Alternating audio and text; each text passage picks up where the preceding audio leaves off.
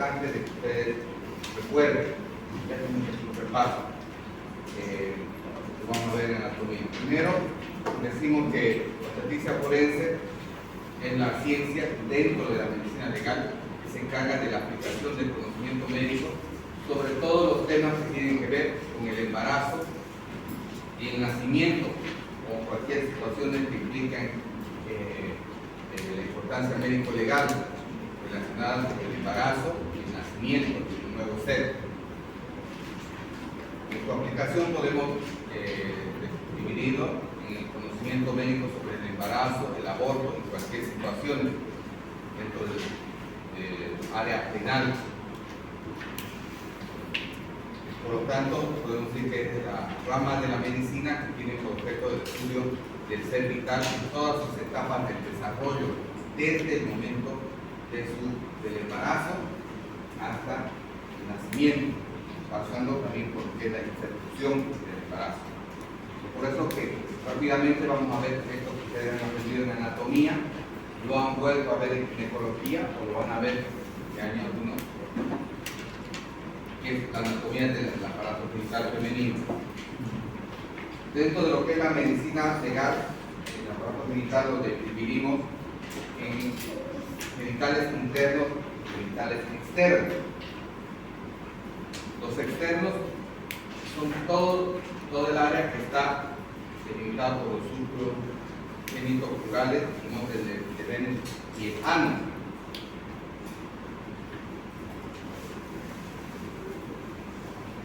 Entonces, en la imagen, esto es lo que nosotros tendríamos que ver, aunque normalmente no se ve así. Para que nosotros podamos tener esa visibilidad, se necesita una técnica especial que se utiliza en ginecología y en medicina legal, que es la técnica de las riendas, que consiste en sujetar con los dos dedos, índice y pulgar, los labios menores y hacer una tracción suave hacia el examinador, pidiéndole a la paciente que realice la maniobra de pujo, maniobra de pasada. Solo de esa forma vamos a poder ver estas estructuras que estamos mirando aquí. Porque normalmente si no se hace esa maniobra, lo único que vamos a ver son los labios menores unidos. No vamos a poder ver más que la zona del monte de Venus y los labios mayores unidos uno al otro. Pero haciendo una maniobra adecuada, esto es lo que vamos a ver. Primero, hacia arriba el monte de Venus, el monte púbico, que también se llama. Normalmente va a estar cubierto por vello púbico, aunque según las costumbres todo va cambiando. Hoy en día cada vez se hace más frecuente, que es lo que veíamos en los años 20 o 30, hasta los años 50, que era muy raro ver una persona, sobre todo el sexo femenino, que se afeite las axilas, pero ahora ya es una costumbre generalizada. Todas las mujeres se afeitan las axilas. Y lo mismo está pasando con el tema del monte de Venus. Por lo tanto, ya ha dejado de ser, y con el tiempo va a dejar de ser una característica la presencia del vello púbico, sobre todo en las mujeres. También es algo que los hombres también, con el tiempo, eso también está cambiando. Después tenemos este elemento tan importante que es el capuchón del clítoris. El capuchón del clítoris, como dice su nombre, es una lámina de tejido conectivo que está recubriendo el clítoris. ¿Qué es el clítoris? El clítoris es el análogo del pene, es el órgano femenino de estimulación por excelencia. Por eso lo llamamos el análogo del pene, ¿no? Es decir, la parte más sensible del cuerpo del hombre, que es el miembro viril o el pene, la mujer, que es el clítoris, el pequeño organito que tenemos ahí, que está formado por millones de terminaciones nerviosas que hacen que sea tan sensible y que nosotros dentro de la medicina legal lo tomamos como un elemento muy importante, porque de ahí también viene el hecho de que se dice que hay mujeres que hoy en día no llegan al orgasmo, no llegan a la parte de la culminación de un acto sexual. Todos saben lo que es el orgasmo, ¿no?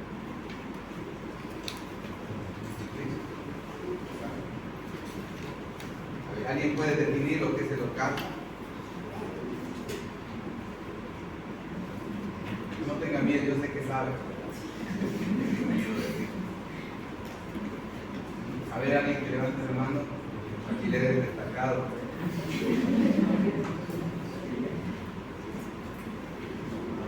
Con su propia palabra, no importa.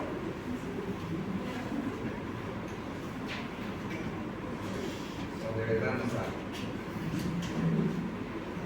Yo sé que son temas tabú, son temas difíciles de tocar, pero ojo, cuando ustedes estén en consulta médica, ya de aquí a un año como médico general, van a tener pacientes que les van a hacer este tipo de preguntas.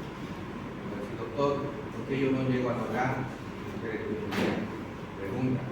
Tengo mis amigas, mis compañeras, que a veces nos reunimos en los cafés y ellas me dicen que ellas sí llegan y yo no puedo llegar.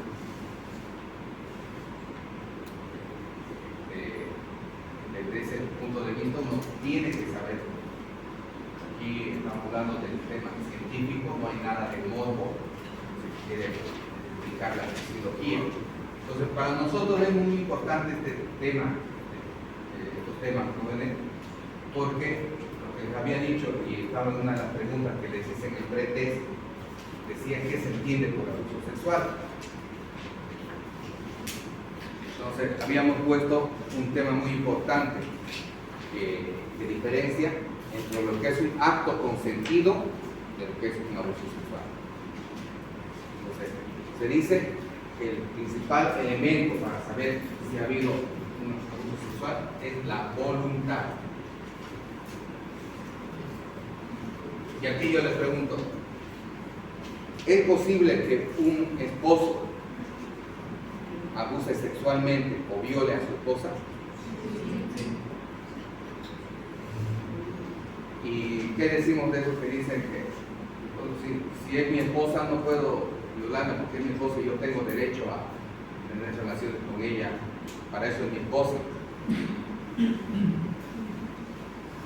Bueno, las personas que todavía tienen ese pensamiento machista, ¿no? De que porque es mi esposa yo puedo tener relaciones cuando yo quiera.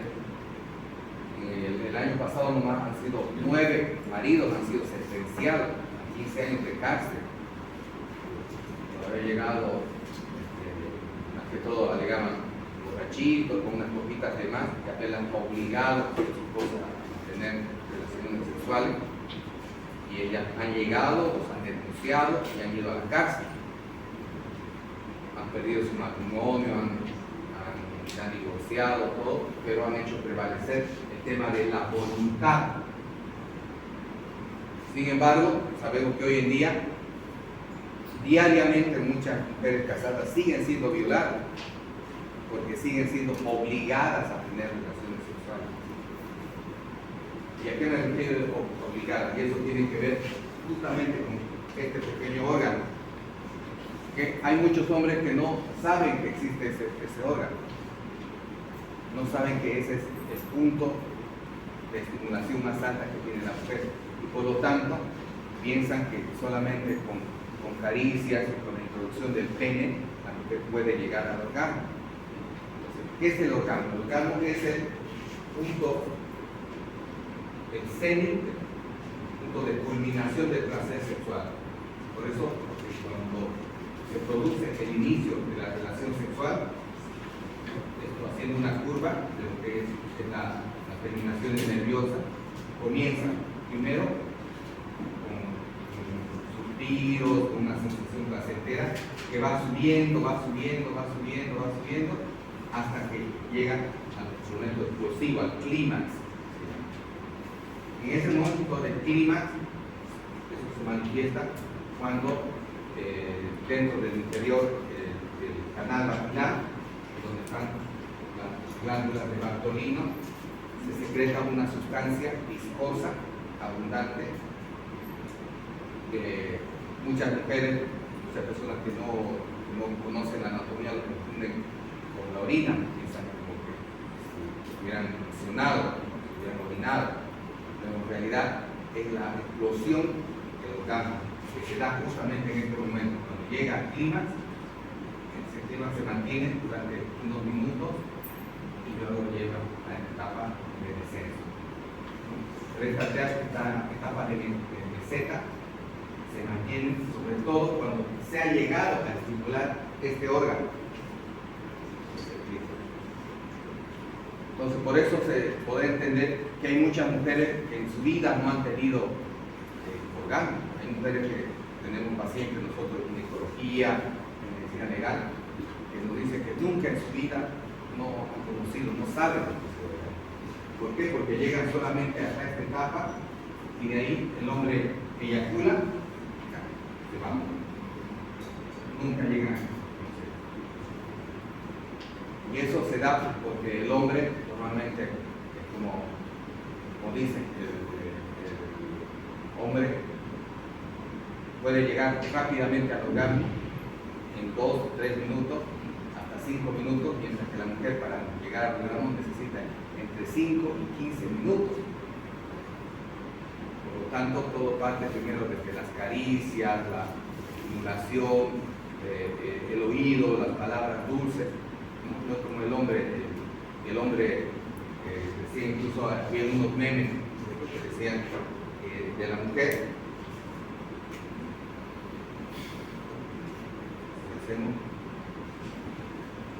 Las zonas erógenas de la mujer estaban por todos lados, ¿no? Las orejas, el cuello, los brazos, el tórax, el vientre. Decíamos del hombre, bien, 20 flechas solamente aquí, son las genitales.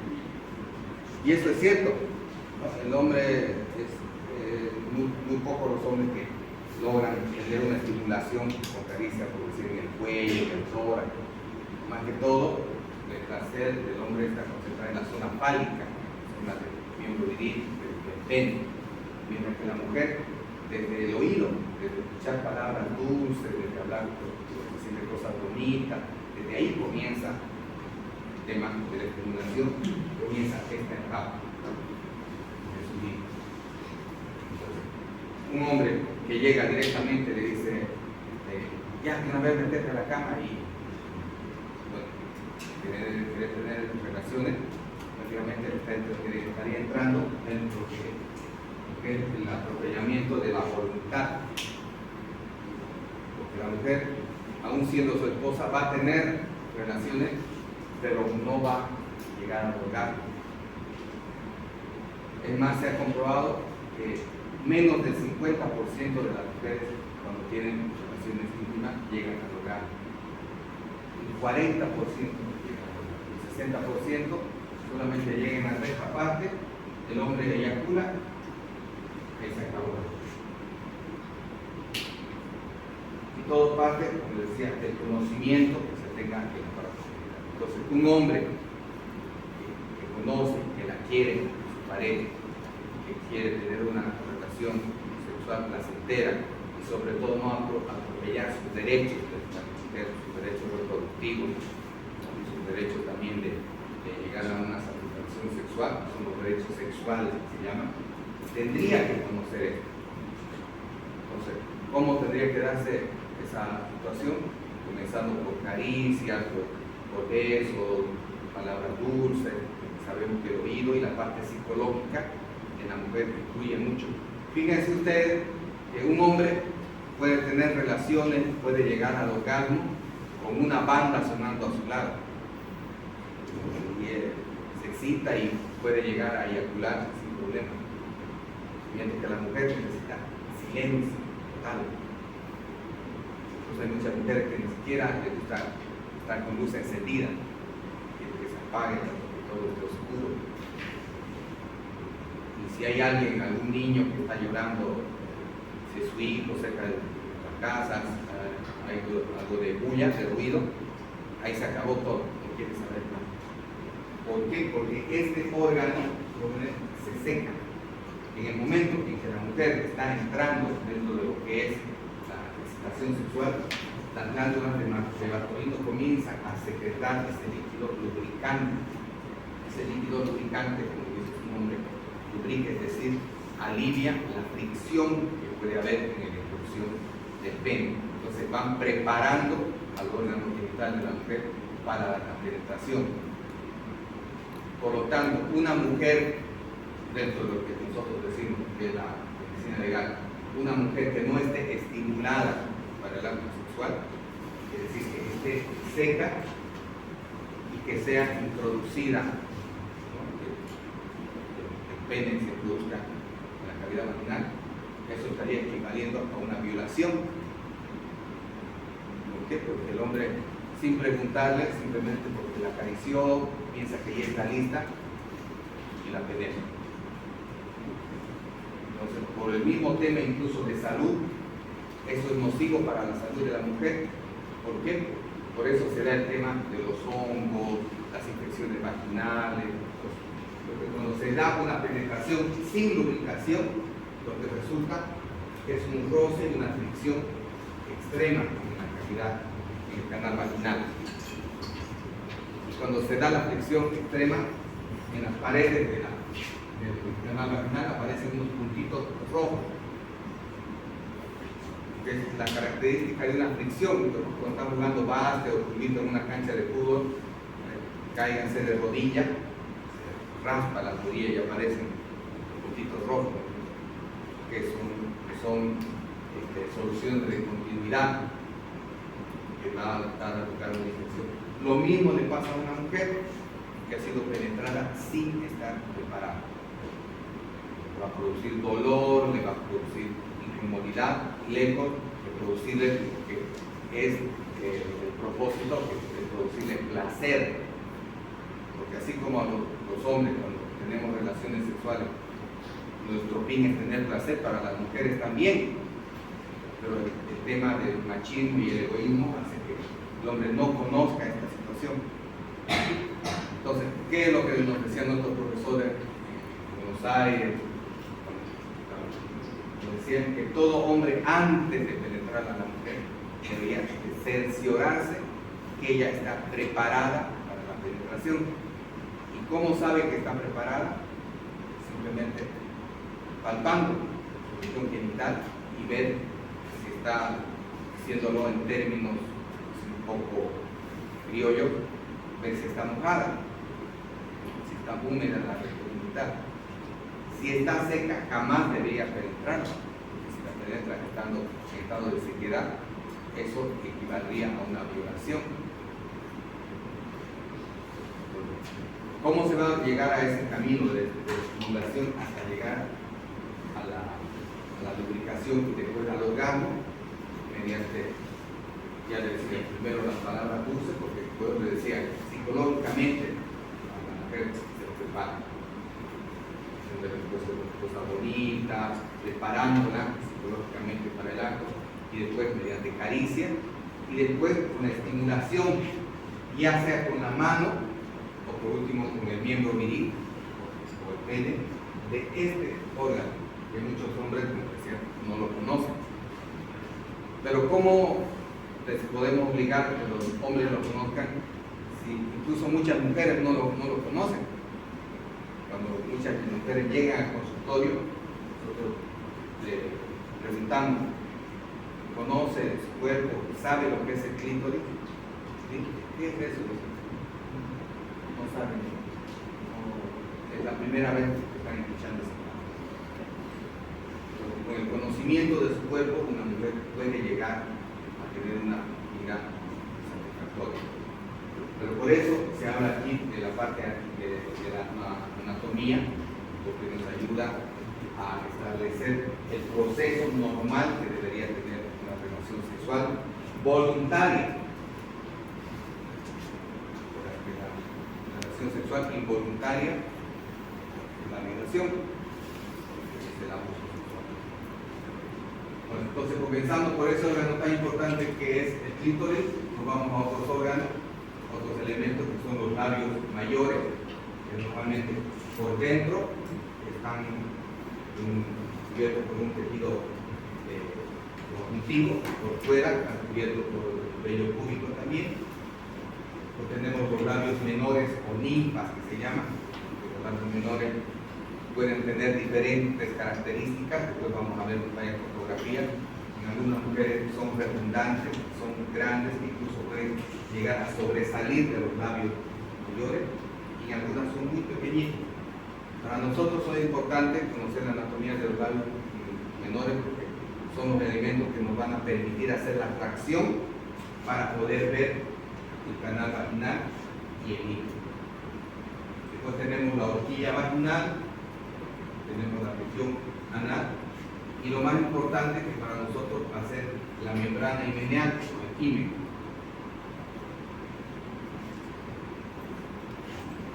que es la barrera anatómica de lo que es la virginidad. Tenemos la virginidad. Bueno, después tenemos los otros órganos que son el meato urinario, ¿no? Que justamente está por encima del orificio vaginal. Cualquier duda, jóvenes, levantan la mano. Bueno, lo que habíamos visto hace rato era una fotografía, digo, un esquema. Ahora vemos una fotografía. Lo mismo que habíamos mencionado, pero ya en una fotografía. Fíjense, en este caso, lo que estamos viendo son los órganos genitales externos de una mujer virgen. Fíjense ustedes la membrana himeneal.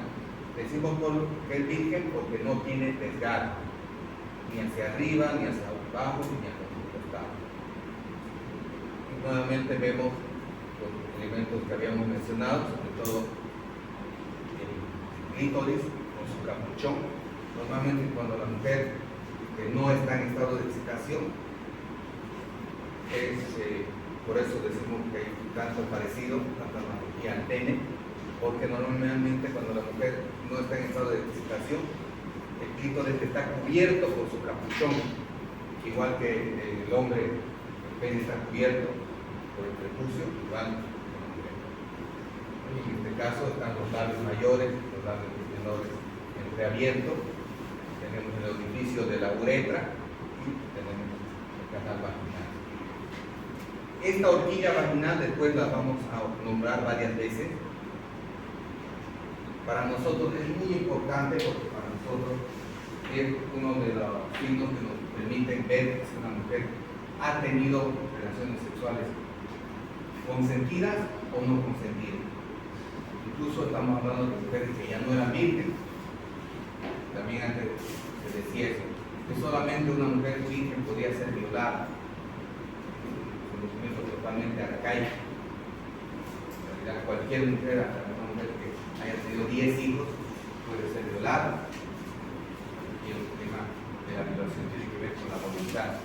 Entonces, un signo que se había descrito como sospecha de violación es cuando había lesiones en la horquilla vaginal posterior. Normalmente no tendría que haber lesiones en este lugar. Por más que la mujer ya haya tenido varios hijos, que haya tenido varias parejas, normalmente si vemos una lesión a nivel de la horquilla, podríamos sospechar, no asegurar, podríamos sospechar que si vemos una vista lateral de todo lo que hemos visto, pero aquí ya vemos los órganos genitales internos. Vemos el orificio de la vagina, el canal vaginal, la región anal que está justo por detrás, el orificio de la uretra y digamos el fondo de saco, pero para nosotros va a ser importante que conozcan el fondo de saco porque es el lugar de donde vamos a tomar muestra para espermatozoides. Cuando una mujer supuestamente ha sido abusada sexualmente, se introduce un hisopo largo hasta el fondo de saco, se da 5 vueltas para que quede impregnado en el líquido que hay ahí, y eso se manda al laboratorio, donde vamos a buscar primero el espermatozoide, vamos a buscar PSA, por más que el hombre no eyacule, ustedes saben que el PSA es un líquido prostático. Hay muchos hombres que dicen, ¿no? Piensan teniendo relaciones sexuales, haciendo lo que se llama el coitus interruptus, que se llama el retiro del pene antes de eyacular, van a librarse, o sea, de una denuncia de violación o de embarazar a una mujer, sin darse cuenta que las pequeñas gotitas que salen antes de la eyaculación pueden haber espermatozoides, o también puede haber el antígeno prostático específico, el PSA, que nos permite identificar que una mujer puede que haya sido penetrada, no hubo eyaculación, pero el solo hecho de tener presencia del PSA nos permite identificarle que una persona ha tenido relaciones sexuales. En Estados Unidos se venden incluso ahora unos kits que no están, no son legales, pero permiten que cualquier persona pueda hacerlo en su casa. Incluso ponen la propaganda, ¿no? Personas que tienen sospecha de infidelidad de su pareja, son unos kits químicos que hacen gotear unas gotitas en la ropa interior de su pareja. Dicen que si mancha azul, su pareja ha tenido relaciones. ¿Por qué? Porque lo que marca es justamente esta antígeno prostático específico. Entonces, tiene su ciencia, pero para que sea validado tendría que ser hecho por un laboratorio y certificado por un bioquímico, ¿no? Porque, de cualquier modo, cualquier laboratorio, cualquier químico que se haga así en forma casera, también puede ser sospechoso que le hayan cambiado la prenda íntima, que sea de otra persona, que por último se invente a alguien que haga aparecer por el interior de otra persona para calumniar a su pareja.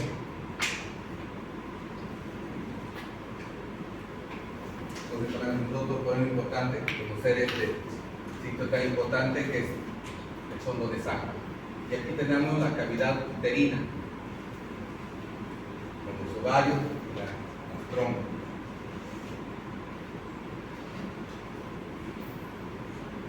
Todo eso mismo vemos en esta imagen, que es ya la imagen anterior-posterior, donde vemos los mismos órganos, pero en otra visibilidad.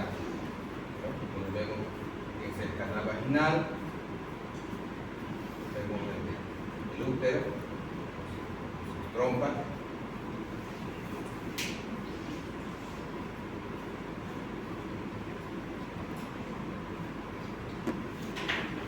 Bueno, todo esto que hemos dicho está descrito aquí. No está en el libro porque más que todo es para una descripción, para recordar lo que vamos a ver adelante. Algunos conceptos, como decir que la uretra y las glándulas uretrales de Skene son otros órganos accesorios de lubricación. No solamente están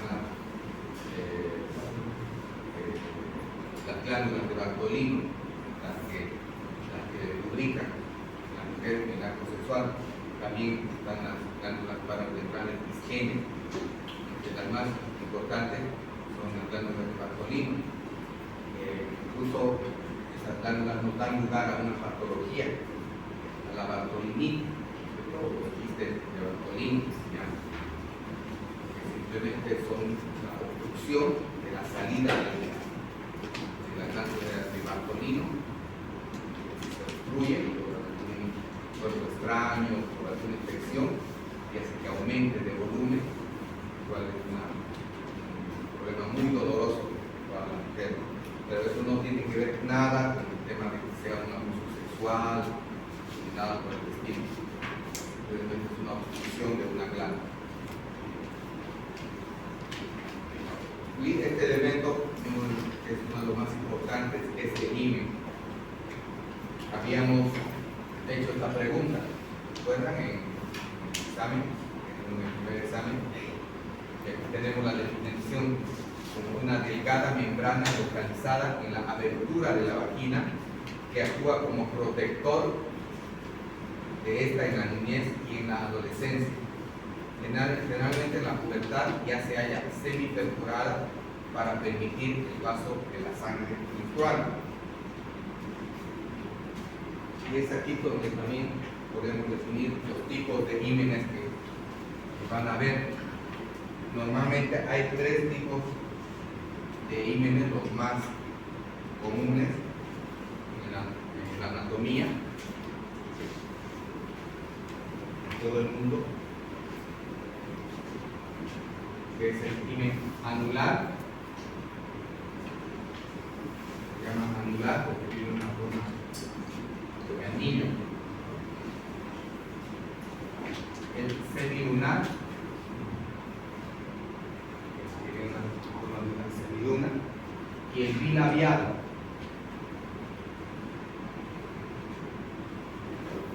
que tiene como 2 labios, el lado izquierdo y el lado derecho. Esos son los 3 tipos de hímenes más comunes en el mundo. Sin embargo, hay muchos otros tipos de hímenes, que más adelante vamos a ver, que tienen sus características. Los más complicados para la medicina son el himen cribiforme, que llaman, como dice su nombre, es un himen que en vez de tener un orificio tiene múltiples orificios por donde sale el flujo menstrual. Este tipo de himen, obviamente durante la primera relación sexual, va a ser uno de los más complicados para poder realizar la primera relación sexual. Normalmente cuando esta persona que tiene este tipo de himen tiene su relación por primera vez, va a sangrar mucho. Ahora, yo les hago esta pregunta, ¿no? Me pueden decir por experiencia propia, o lo que ustedes hayan escuchado, ustedes hayan oído. Toda mujer en su primera relación sexual tiene que sangrar, ¿no? Me dicen, no, ¿por qué?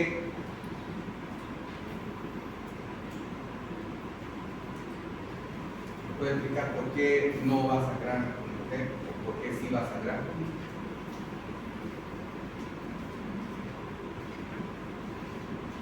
Usted joven, usted que le digo que no. ¿Yo? No. ¿Yo? Sí. Porque muchas veces incluso el himen se puede romper sin necesidad de relación. Incluso sin un ejercicio puede empezar como andando bicicleta. Y aparte, cuando no ven, o si se lo hace delicadamente, tampoco va a venir a comunicar.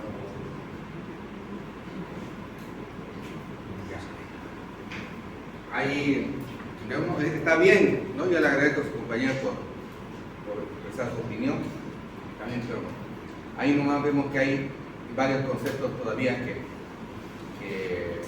siguen siendo mitos, ¿no? Siguen siendo mitos que para eso estamos, para aclarar. ¿Alguien más, una dama, puede decir si el himen sí o sí tiene que sangrar en la primera relación sexual? Eso les digo porque decían, pero yo les digo, hay cultura en Bolivia, tanto en el occidente, en el altiplano, como también en los llanos, donde piensan como un sinónimo de perder la virginidad sangrada.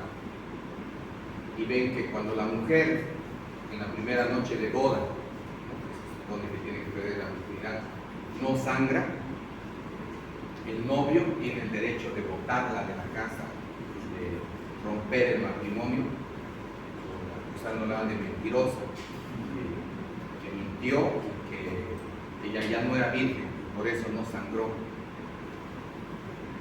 Es más, en la Edad Media, hasta el siglo XVIII, XIX, todavía había esa costumbre que incluso la Iglesia Católica la avalaba, la cual el novio en la primera noche de boda, después de que tenía relaciones sexuales, tenía que salir a la ventana del dormitorio y mostrar la sábana manchada con sangre.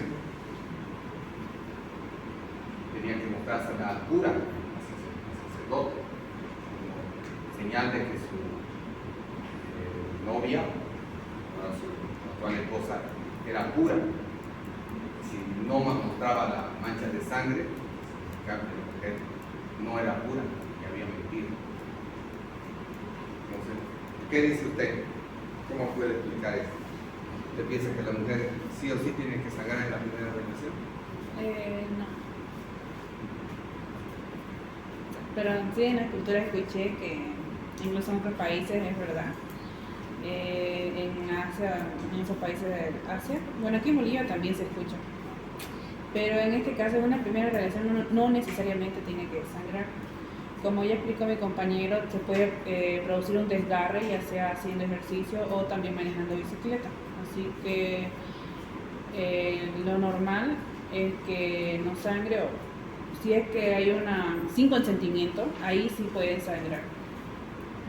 Vamos. ¿Qué dice? ¿Quién dice algo en contra? Por favor. ¿Usted qué dice? Sé que hay deportes como de montar a caballo, así que hay y que ya no puede sangrar con su caballo. Entonces, aunque sea primera vez, no va a sangrar porque realmente lo tiene con el cuerpo y ya no es como la A ver, ¿qué dice aquí su compañero? Veo deseoso por opinar. ¿Qué tiene?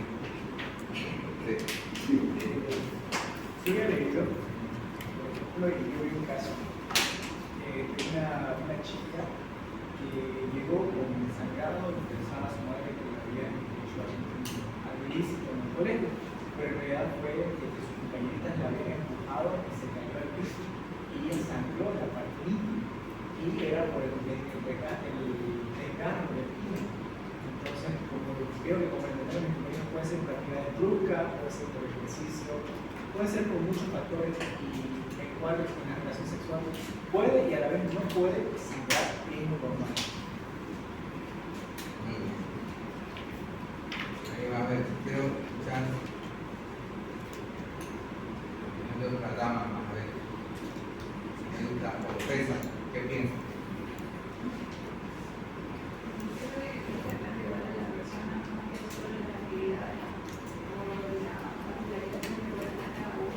Pero a ver, puede hablar un poquito más fuerte. Depende de las personas, no solo con la calidad que ya previamente sino sobre la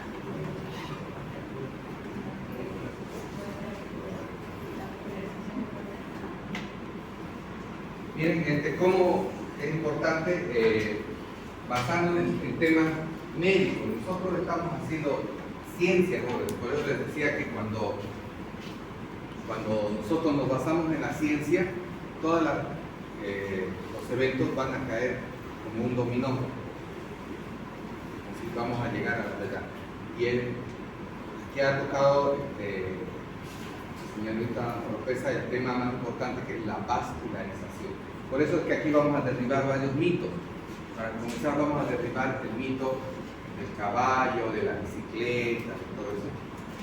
Ya durante muchos años me han echado la culpa a la bicicleta y al caballo, de la redime, ¿ya?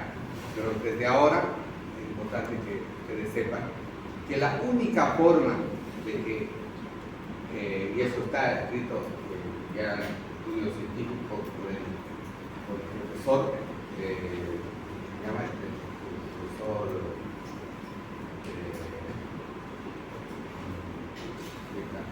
que tiene un nombre, un libro que escribió, el Himen Médico Legal, el libro, el autor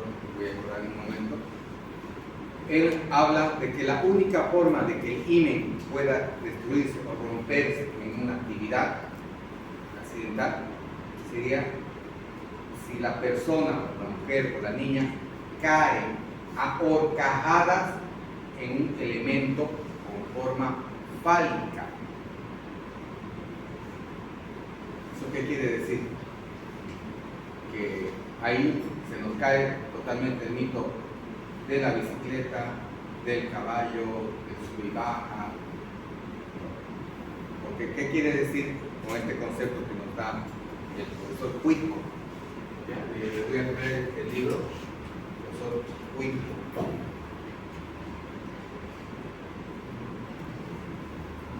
Profesor argentino de origen ucraniano. Él escribió este libro, El Himen Médico Legal. Él dice que la única forma que una mujer pueda lesionarse, puede desgarrarse el himen, es que pueda caer en una superficie con una forma fálica, ahorcajada, es decir, como montada en una superficie parecida a él, con las piernas abiertas. Podemos utilizar el nombre criollo embarcada. Y esa no es la situación del caballo, ¿no? Si bien la mujer montar puede golpear fuertemente en la región genital, lo que se produce, tendría que producirse, sería una lesión de los labios mayores, labios menores. Nosotros hemos atendido muchos de esos casos, con aplastamiento, con heridas contusas a nivel de labios mayores, labios menores, ¿no? Incluso a nivel de la región perianal, pero el himen, jóvenes, está protegido, el himen está hacia adentro. La única forma de que el himen en esas actividades pueda ser incorporado sería que haya una saliencia, una sobresaliencia, puede ser en la silla de montar, estamos hablando del caballo, o si estamos hablando de la bicicleta, que la bicicleta esté más colocada, es decir, de la bicicleta está colocada hacia arriba, que la mujer caiga de forma ahorcajada. Entonces, por eso es que desde ahora el primer mito que vamos a desmontar es ese, ¿no? De que la posibilidad de que una mujer manejando bicicleta o haciendo gimnasia o montando caballo pueda desgarrarse el himen es menos del 1%. O sea, le decimos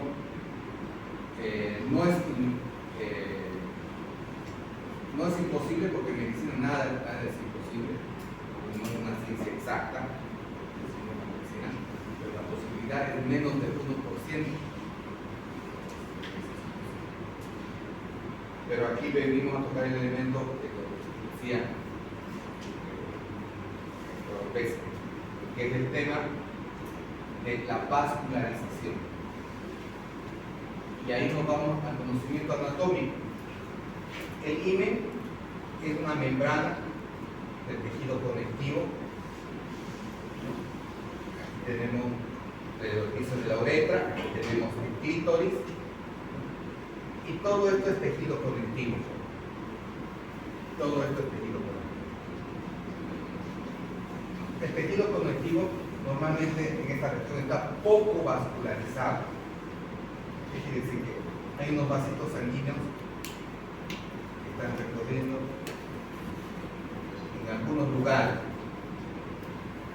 Y es por eso que hay mujeres que pueden desgarrarse aquí, sin que el desgarro haya tocado un vaso sanguíneo. Por lo tanto, en ese caso la mujer no va a sangrar. Muy bien ese elemento de la vascularización. Ahora, el tema de la vascularización también tiene que ver mucho con la masa corporal de la persona. Sabemos que las personas que tienen mayor masa corporal, ¿no?, tienen mayor vascularización, por eso van a sangrar más. Es lo mismo que el periodo menstrual. Las mujeres que tienen mayor masa corporal siempre sangran un poquito más que las mujeres que son más delgadas. Entonces, lo mismo sucede aquí. Entonces puede ser que la mujer en su primera relación sexual justo se se desgarró en los lugares donde no había ningún vaso sanguíneo. Por lo tanto, no sangró ni va a sangrar. La mujer una sola vez en su vida se desgarra. Por eso se llama desfloración. La primera relación sexual se llama desfloración. No hay una segunda desfloración. No hay una desfloración. Pero si sangra, puede ser que justamente se haya desgarrado en el lugar donde estaba pasando un vaso sanguíneo. Y en algunos casos puede ser que se desgarre justo en el lugar donde estaba pasando un vaso sanguíneo importante, un vaso sanguíneo grande. A nosotros nos ha tocado, seguro que a algunos de ustedes también les va a tocar, no tienen emergencia, casos de que vienen nosotros vida de una de las primeras especialidades que hice fue de psicología. Atendíamos japonés, tal, la clínica por salud también, con 2 casos de jovencita que en su noche de boda, dando su primera relación sexual, presentaron una hemorragia tan grande que el hotel se asustaron, llamaron a la ambulancia, al trajeron, los padres de la novia querían meterle el juicio al marido, diciendo que le había forzado, que le había metido otra cosa, que le había lastimado. Y nosotros revisándola vimos que simplemente le había chuntado justo al vaso sanguíneo más sangrante.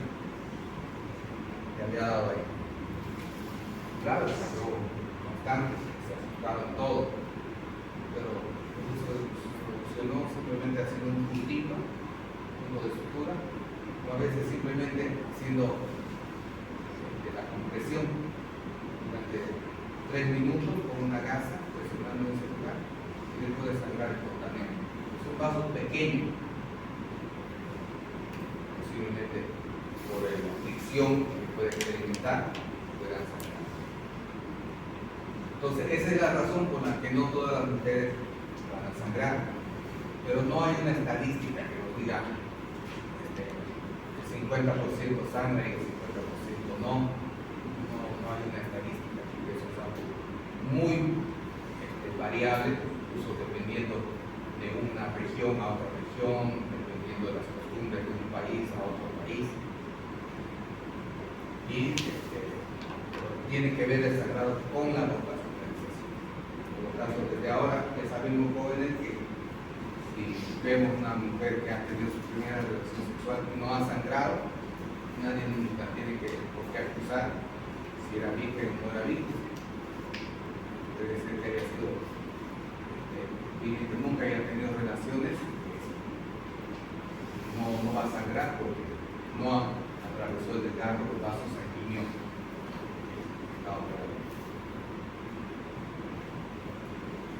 Entonces, por eso, cuando hablamos de este elemento que es la membrana himeneal, decimos que la membrana himeneal se haya semi-perforada para permitir el paso de la sangre. Decimos semi-perforada en la mayor parte de los casos porque también hay el himen imperforado. Hay el himen que no tiene salida de un orificio. Ese es uno de los himenes atípicos que llamamos, que normalmente la mujer se da cuenta que tiene ese himen. Realmente no es la mujer que se da cuenta, es el médico. Cuando llega una mujer a los 12, 13 años, al momento de su primera menstruación, y todas sus compañeritas ya comienzan a menstruar, pero ella nomás no menstrua, pero se le hincha la recipiente del abdomen, y le duele, y llora. Entonces, los padres ya asustados la llevan al médico, y el médico cuando la revisa se da cuenta que no tenía orificio himeneal. Esto era totalmente cerrado. Entonces, la única solución es fabricar un orificio, ¿no? Hacer un cortecito con un bisturí y solucionar el problema, ¿no? Desde ese momento ya se va a comenzar a menstruar. Ese y el himen cribiforme son dos de los hímenes atípicos, porque aquí en la ciudad de Santa Cruz hemos visto muchos casos, sobre todo en la ciudad, no tanto en las provincias. Entonces, esta membrana que es el IME, que está localizada en la apertura de la vagina, actúa como una barrera protectora que normalmente es el límite que nosotros marcamos de la virginidad dentro de lo que es la legislación que prohíbe en la mayor parte del mundo. Su nombre deriva del dios griego del matrimonio. Tiene que ver mucho con las costumbres arcaicas, como antes se lo definía al IME en las diferentes culturas. También sirve como testimonio, se dice, de la antigüedad. El grosor va a ser muy variable de una mujer a otra, de un grupo étnico a otra. Hay el IME en cebolla, que se llama. ¿Han visto cómo es la membrana de la cebolla que recubre la cebolla? Es bien delgadita. Hay ese tipo de IME que es sumamente delgadito. Ese IME no va a sangrar porque es menos naturalizado. Pero hay el IME redundante también, que es bastante grueso. Eso sí que son los que más sangran porque en el momento de la primera relación sexual incluso hay mucho dolor porque hay más terminaciones nerviosas que el IME en cebolla. Después tenemos los órganos internos que ya habíamos visto, que es la vagina, que es el órgano de la cópula, el órgano por excelencia en la relación sexual, que es el canal por donde va, es el canal que va a servir de comunicación entre el útero y el exterior. Va a tener varias funciones. Una de las principales funciones va a ser la salida del flujo menstrual. Como otra de sus funciones más importantes va a ser servir de canal para la introducción del pene, para que se produzca la penetración. Su longitud es muy variable, pero normalmente se toma como un término medio de 7 a 8 centímetros de longitud. La pared posterior siempre va a ser más larga. La pared posterior tiene que ver con el fondo de saco, la bolsa que se va a acumular, donde se va a acumular el líquido espermático. El ancho va a ser variable de 2.5 a 3 centímetros, pero normalmente este ancho no se lo va a poder medir toda su magnitud, porque el canal vaginal es un canal virtual. ¿Por qué se llama virtual? Porque nunca va a estar abierto. Siempre sus paredes van a estar pegadas. Siempre. Esa es su característica. ¿Y por qué esa característica? Porque si estuviera abierto, daría lugar para que cualquier infección pueda penetrar desde el exterior hasta el cuello uterino. Todo el tiempo las mujeres estarían con endometritis, con infecciones en un órgano interno que ya es el cuello uterino. Entonces, normalmente el cuello uterino o el canal vaginal siempre va a estar pegado. Entonces, de ahí viene la pregunta también: ¿por qué el canal vaginal tiene una longitud de 7 a 8 centímetros? Normalmente toma eso como término medio, y el miembro viril resulta en la mayor parte de los casos ser más grande, más largo. Entonces, ¿por qué se podría dar una penetración total sin llegar a traumatizar a la mujer? ¿Alguien me puede responder? ¿Por qué el miembro viril es más largo y el canal vaginal es más corto? ¿Qué sucede para que la mujer no llegue a traumatizarse por esa diferencia de tamaño?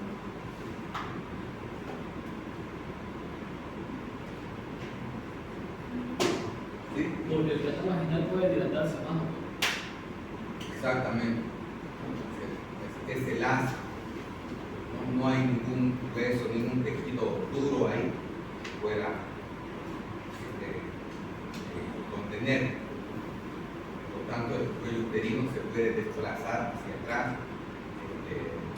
incluso hasta 15, 20 centímetros hacia atrás. Y eso permite que personas que tienen un canal vaginal normal entre 8, 7 y 8 centímetros pueden estar quizá con personas del sexo masculino que tengan miembros viril que sean mucho más grandes. Entonces eso permite esa elasticidad y un grado de expansibilidad, tanto antero-posterior como también diámetro. Es decir, la vagina necesita ser un canal elástico, pero eso tampoco no quiere decir que sea una facilidad infinita, y tiene su límite. Pero ahí también entra el tema que habíamos tocado, que tiene que ver con la lubricación. Nosotros en la práctica hemos visto mujeres que han tenido desgarros de la pared de la vagina, con hombres aparentemente con un miembro viril, o sea, con un pene de dimensiones normales, de 10 centímetros, de 8 centímetros, un miembro viril, pero que la mujer llegó a la emergencia con desgarro en el canal vaginal.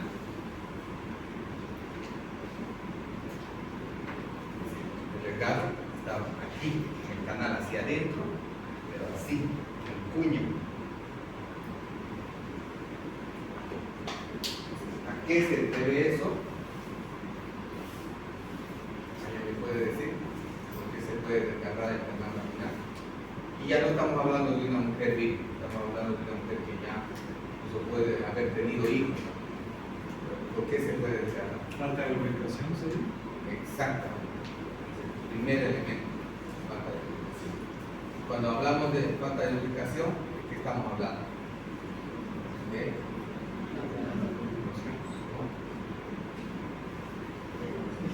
Díganos. ¿Cómo?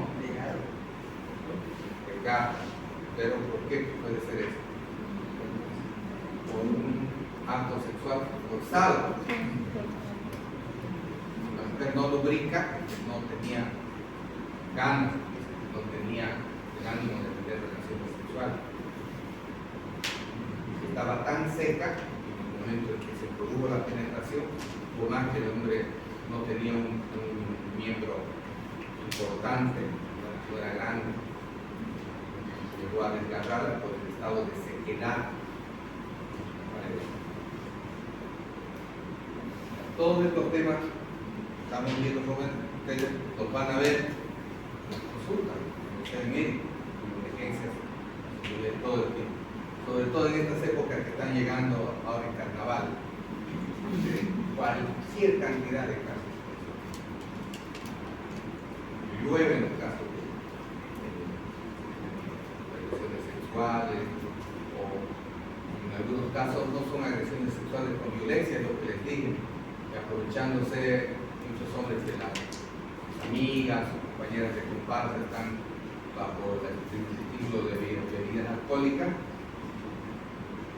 La típica, te acompaño a tu casa, te llevo a dejar a tu casa y me aprovecha para el otro lado. Se producen este tipo de desgarros, lesiones.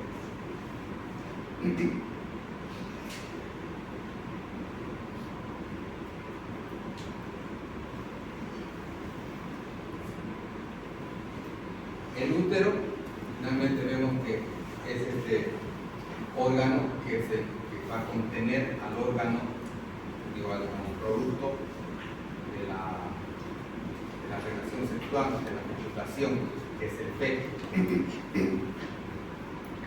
Pero el útero también tiene una función muy importante, que es la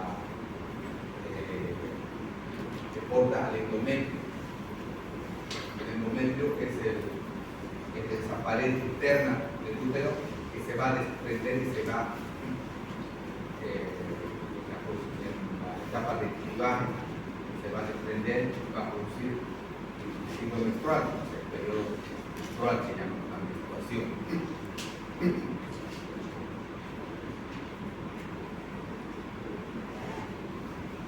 Por eso que en el endometrio vamos a describir estas capas, la capa mucosa, de la capa más interna que es el endometrio, la capa muscular, los músculos que van a dar lugar a la contracción uterina durante el parto, es el miometrio, la capa peritoneal, perimetrio, la capa correctivo que está por fuera. De estas tres, la más importante es la capa del endometrio, la capa endometrial. ¿Por qué es más importante? Porque es la que va a estar sometida a los cambios producidos por las hormonas durante todo el periodo proceso del ciclo menstrual.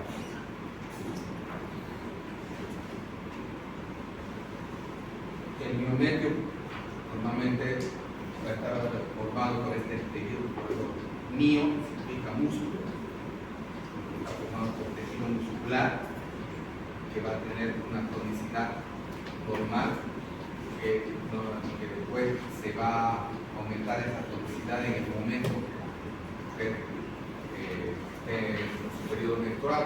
Por eso que la mayor parte de las mujeres durante el periodo menstrual tienen dolor. El responsable de este dolor precisamente es el miometrio, como una medida automática que tiene el organismo para que se produzca la salida de todo el tejido residual del endometrio, el producto de la menstruación, se va a producir una contracción, como si se hubiera producido un pequeño parto, y esa contracción va a producir dolor. El dolor va a ser variable. Hay mujeres que tienen una cantidad de dolor muy leve, incluso no le dan mucha importancia, pero hay mujeres que les viene terriblemente el dolor, que incluso sacan baja médica, no pueden trabajar, no pueden ir a clases. Además, en Estados Unidos y en Europa ya se ha puesto como un motivo de baja médica. Ustedes que tienen periodos o muy abundantes o muy dolorosos, tienen permiso médico para no ir a trabajar ni ir a hacer una actividad. Eso, dependiendo del grado del dolor. Cada mujer sabe cómo le duele. Hay mujeres que dicen que ni se dan cuenta, solo saben que están menstruando cuando ya comienzan a manchar sus rojitas, sus dolor. Pero hay mujeres que incluso días antes que le venga el periodo menstrual comienzan con unos dolores terribles. Una vez incluso nos llega a la emergencia, tenemos que a veces hacer pruebas de embarazo, sospechando tal vez un aborto, un embarazo, el dolor terrible que llegan a grito. Eso tiene que ver también con el factor hormonal. Ahora, ¿cuánto sería, y aquí es importante tocar el tema de la hipermenorrea y la hipomenorrea? Hipermenorrea significa un sangrado menstrual excesivo. Si yo le pregunto, ¿cuánto será la cantidad de toallas que una mujer se puede cambiar, tendría que cambiar por día? Las damas saben. Por día, ¿cuántas toallas se debería cambiar una mujer? ¿O es posible que con una toallita esté desde la mañana hasta la noche?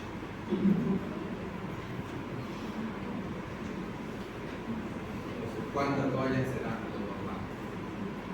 Eso en ginecología, como nosotros, los médicos, no podemos decir a la paciente que mida por ml, saber cuánto está sangrando. La mejor forma de medir es cuántas toallitas manchadas.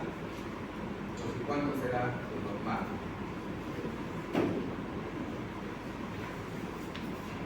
A ver, ¿qué dice usted? 3.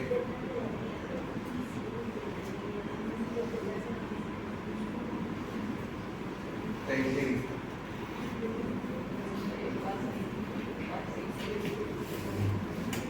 De 3 a 5 es lo normal. ¿Ya? Se llama hipomenorrea cuando es menos de 3. Se llama hipermenorrea cuando es más de 5. En la parte ginecológica, en la parte de la medicina, eso es importante, son datos importantes para que nosotros nos demos cuenta.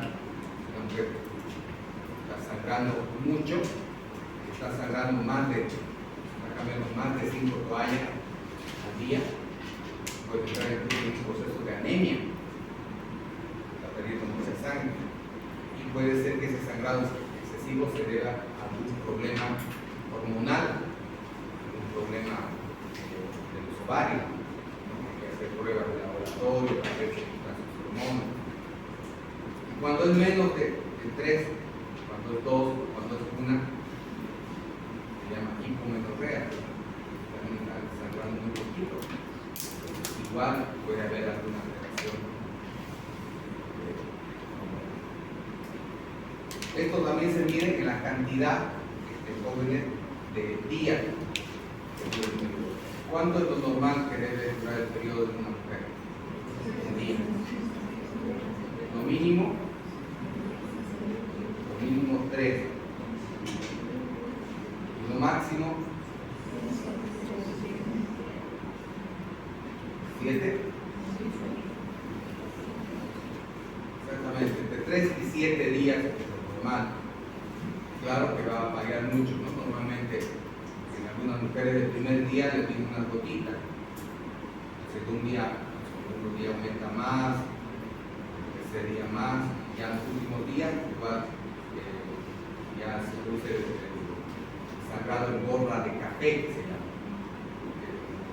café negro, una manchita. ¿Para qué es importante tener ese conocimiento?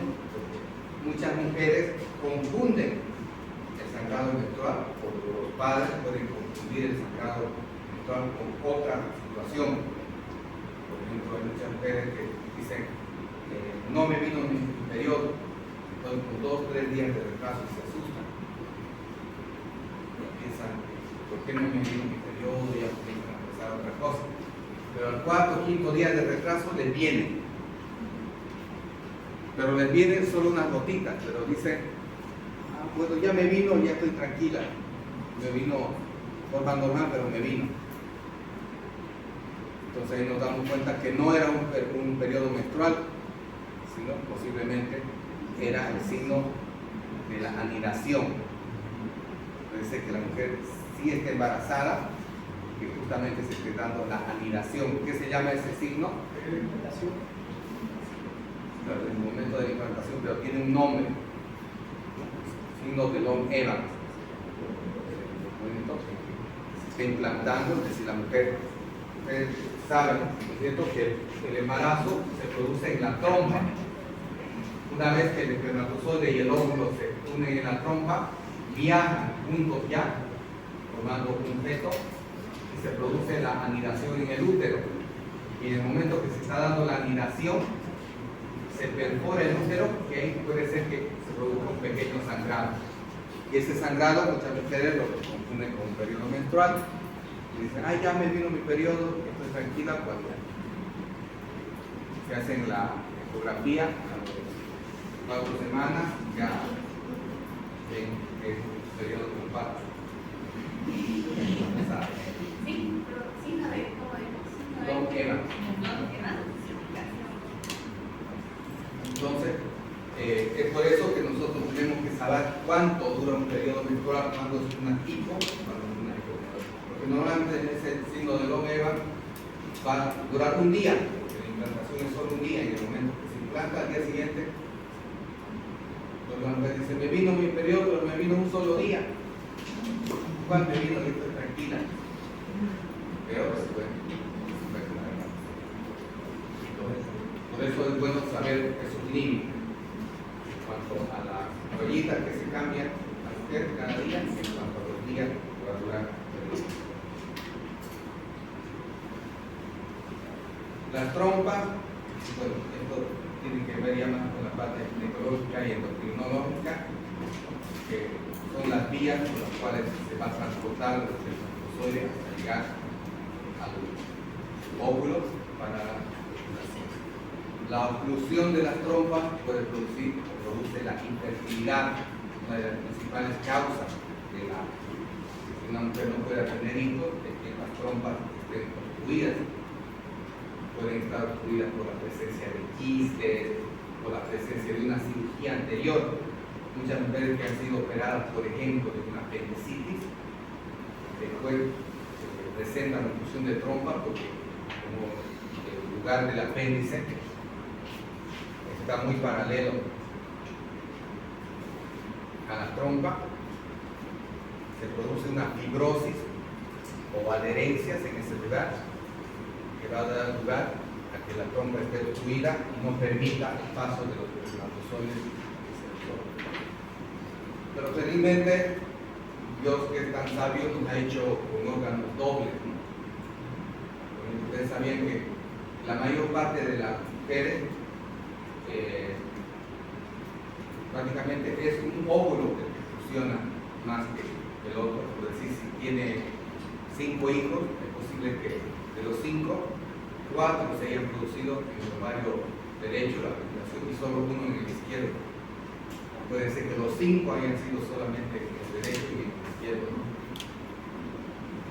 Entonces, por lo tanto, siempre hay la posibilidad de que si una mujer por algún problema de quiste de ovario, de apendicitis, de fibrosis, un montón de problemas que pueden haber, pierde un ovario, hay la posibilidad de que el otro ovario pueda seguir funcionando. Lo mismo pasa con los riñones, con todos los órganos pares, ¿no? Lo mismo pasa también con los testículos. Se ha comprobado que la mayor parte de los hombres tienen un testículo dominante. Ninguno sabemos cuál es, no sabemos si es el izquierdo o el derecho. El testículo más se van a producir espermatozoides. Incluso en pruebas que se hacen los biólogos, muchas veces se han dado cuenta que a veces hay casos en los que solo un testículo funciona, el otro testículo no tiene función propiamente dicha de fabricar espermatozoides, por el hecho de hacer doble, así que pueda suplir la ausencia del otro. Entonces, los ovarios tienen diferentes situaciones, diferentes etapas durante todo lo que es el tema de la ovulación. Bueno, aquí vamos a quedar en el aparato genital masculino. Mañana es